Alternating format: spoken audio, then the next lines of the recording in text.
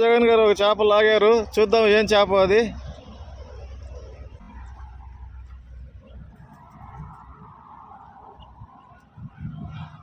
ఇప్పుడు చాలా జాగ్రత్తగా తీయాలి, పుచ్చుకుంటుంది. 3-4 ఉంటాయి కదా దాంట్లో. అవునవును, ఇవేంటంటే సప్పని జారుతాయి చూడండి, ఇలా గుచ్చుకుంటుంది. అందుకని దీన్ని తలభాగం పట్టుకొని జాగ్రత్త తీయాలి. గేలాలు తీసేటప్పుడు తట్టుకుంటాయి, ఇట్లా ఇట్లా ఎదిరించుకుంటాయి. అవునవును, అవి ఎదిరించుకుంటే ఏం పర్వాలేదు. ఆ గేలం కానీ మనకి గుచ్చుకుంది అనుకోండి, చేపకైనా ఈజీ తీయచ్చు. మనిషికి కానీ గుచ్చుకుంది అనుకోండి, ఇంకా హాస్పిటల్కి పోవాల్సిందే. ఫ్రెండ్స్, నేను మీ ఆర్కేని. ఈరోజు మీకు గాలాలతో చేపల వేట ఎలా చేస్తారో చూపించబోతున్నాను. నా వీడియోలు మీకు నచ్చినట్లయితే షేర్ చేయండి, సబ్స్క్రైబ్ చేయండి, కామెంట్ చేయండి. మీ సలహాలు సూచనలు ఎప్పటికప్పుడు నాకు ఇవ్వండి. మీ సహకారం ఎప్పుడు ఉంటుందని ఆశిస్తున్నాను. గాలానికి మేతను తగిలిస్తున్నారు. ఇది కొద్దిగా చూపించండి గజవాషి గారు.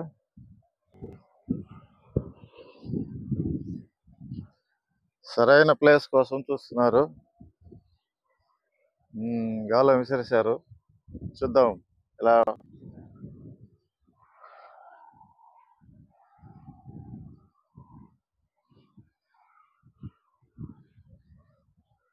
మేత తినేస్తున్నాయా? వేసిన మేత వేసినట్టుగా ఇప్పుడు 2-3 సార్లు వేసినట్టున్నారు. చిన్న చేపలు తినేస్తున్నాయా?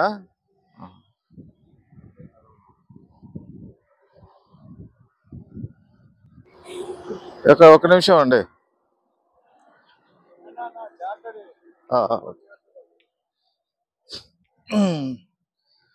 ఏమంటారండి దాన్ని? దీన్ని ఫీడర్ అంటారు. ఫీడర్ అంటారా? ఈ బాల్స్ వచ్చి పాపప్ బాల్స్, ఇది వచ్చి ఫీడర్ చేసే ఫీడింగ్ అన్నమాట. ఓకే, మనం ఎక్స్టెన్షన్ జాయింట్స్ వేసుకునేది దీనికన్నా యూజ్ చేసుకోవచ్చు. ఓకే. అలాగే ఎప్పుడైనా కానీ ఈ ఫీడర్ దగ్గర ఈ చేప వచ్చినా, దీన్ని తినడానికి ట్రై చేసిన, ఈ పాపప్ బాల్స్ అనే సహాయంతో ఇవి పైకి ఇలా లేసుంటాయి. ఈ ఫీడర్ దగ్గరికి వచ్చి ఇట్లా తినడానికి ట్రై చేసి జస్ట్ అట్లా వీటి మధ్యలో వచ్చిన చేప అనేది మనకి మిస్ అయిపోయే ఛాన్స్ ఉండదు. దాంట్లో ఈజీగా ఇరుక్కుంటుంది. ఇంకోటి ఏంటంటే ఇది మాక్సిమం 1 అవర్ వరకు ఫీడింగ్ ఉంటుంది. దీన్ని ఫీడర్ అంటారు.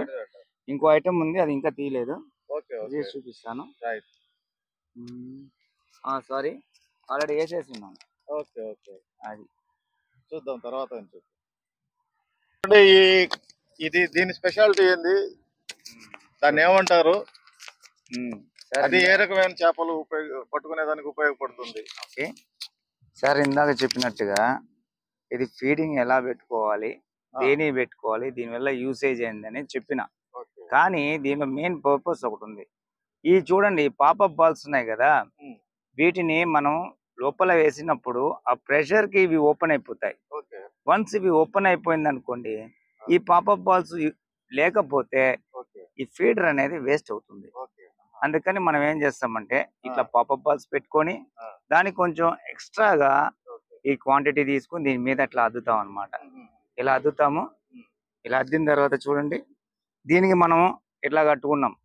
ఒకవేళ ఈ గ్యాలం వాడాలనుకుంటే దీన్ని వాడచ్చు, లేదంటే గుచ్చగేలం వాడాలన్నా దాన్ని వాడచ్చు.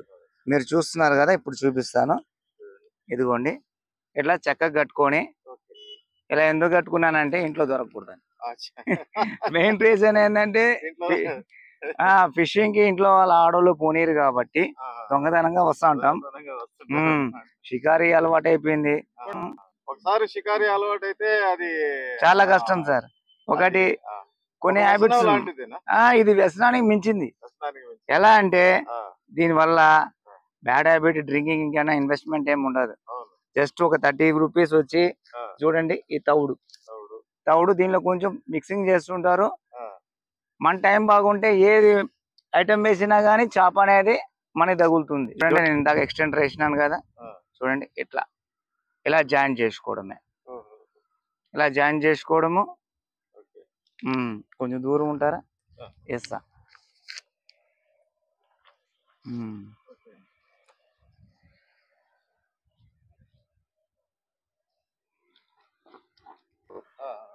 ఇలా రోల్ చేయాలంటే అది చాలా లాంగ్ వేయాలని. మనకి చూడండి ఇక్కడ డిస్టెన్స్ అనేది చాలా తక్కువ ఉంది కాబట్టి మనం ఇట్లా హోల్డ్ చేసి దీన్ని ఇలా వేసుకోవచ్చు. ఇలా వేసుకున్నాక కాసేపు వెయిట్ చేయాల. అక్కడ అది లోపల డెప్త్ లోకి వెళ్ళిన తర్వాత మనకి ఇక్కడ వైర్ కూడా లోపలికి వెళ్ళిపోతుంది. అప్పుడు దీన్ని ఇలా తీసుకొని ఇలా పక్కకి తీసుకొని ఇలా ఆల్రెడీ కొన్ని వెయిట్స్ తెచ్చుకుంటాం మేము. ఇలా తెచ్చుకున్నాక దీన్ని ఇట్లా రోల్ చేస్తాం. ఇలా రోల్ చేసి ఇక్కడ పెట్టి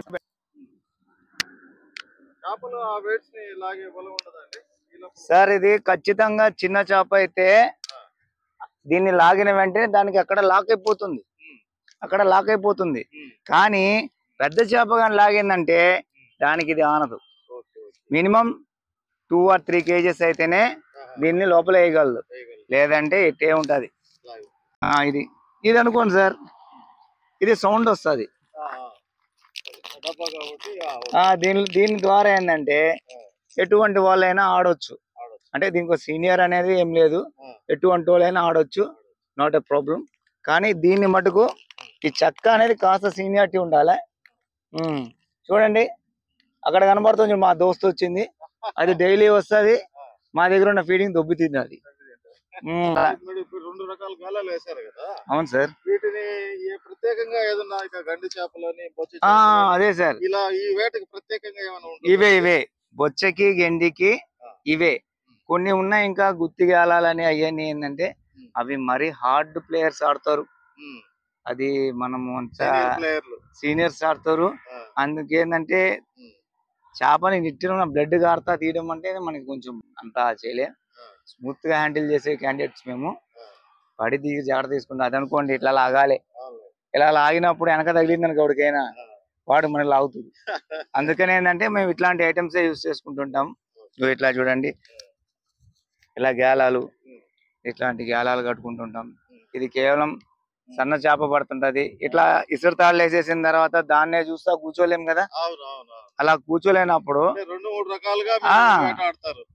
ఆడుతా ఉంటాం. అన్ని వల్ల వేస్తా ఉంటాం. డిఫరెంట్ గా ఇట్లా కట్టుకుంటాం. చూడండి చాలా చిన్నవి ఉన్నాయండి సార్, ఇవి రవ్వగాలలు. ఒకవేళ గాని ఇటిలో కొంచెం పెద్ద చేప ఏదైనా పడిందంటే ఈ ఫీడింగ్ తీసుకున్నానికి ఇవన్నీ జాయింట్ అయిపోతాయి, దానికి లాక్ అయిపోతాయి. అదేంటంటే ఇవి కంపెనీవి, చాలా కాస్ట్లీగా ఉంటది. వన్స్ ఒక సెట్ ఒకసారి ఇది పోయింది అనుకోండి కొంచెం ఇబ్బందికరమైన బాధగానే ఉంటది. కానీ ఏంటంటే మళ్ళీ ఐటమ్ బెంగళూరు నుంచి తెప్పించి చేయాలంటే కష్టం. ఇక్కడ కూడా లోకల్ దొరుకుతుంది. కానీ ఏంటంటే కొంచెం సెంటిమెంట్ ఉంటది, అచ్చుబాటు అనేది ఉంటది కదా. మన ఏటి అయినా కానీ బెంగళూరు నుంచి తెచ్చుకుంటా ఉంటాం. అది బెంగళూరు నుంచి ట్యూబర్స్ చాలా కష్టపడుతుంటారు, చాలా రిస్క్ తీసుకుంటుంటారు. కానీ కొంతమందికే దీనిలో క్లిక్ అవుతారు. సీనియర్ ఏంటంటే నా రిక్వెస్ట్ ఏంటంటే సీనియర్స్ అయిన వాళ్ళు ఈ ఫీల్డ్ లో కొంచెం ఇంట్రెస్ట్ ఉన్న వాళ్ళకి లైట్లీగా సపోర్ట్ ఇస్తూ, అంటే క్వాలిటీకి ఎట్లా మెయింటైన్ చేయాలా, ఒక వీడియో ఎంతవరకు హైలైట్ చేయాలా, ఎలా హైలైట్ చేయాలా అనేది కొంచెం బేసిక్స్ అని వాళ్ళకి నేర్పియక్కలే బెస్ట్. చెప్తే సో రూట్ కానీ అలా కానీ చెప్తే వాళ్ళు కొంచెం డెవలప్ అవుతారు. అప్పుడు చాలా గమనించుకుంటూ జాగ్రత్తగా ఆడాలి.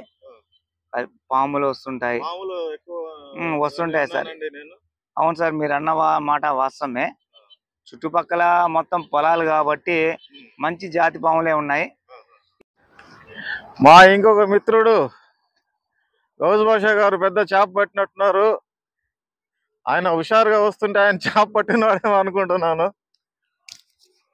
గౌజ్ భాషా గారు, చేప ఏమైనా పడిందా?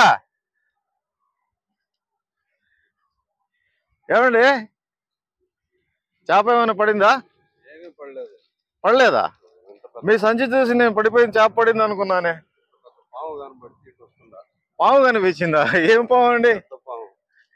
ఇప్పుడు జగన్ గారు పాముల గురించే చెప్తున్నారు మొత్తం.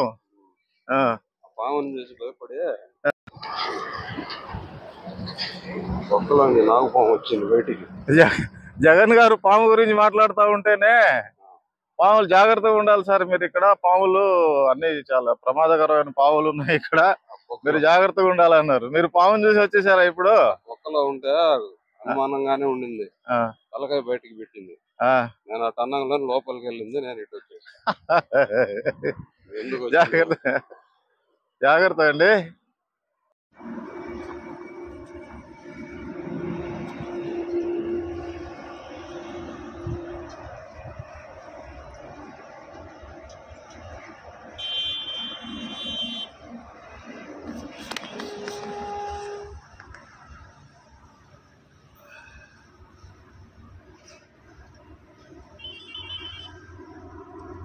ఇంకో చేప పడింది మా మిత్రునికి. పైలట్ అండి.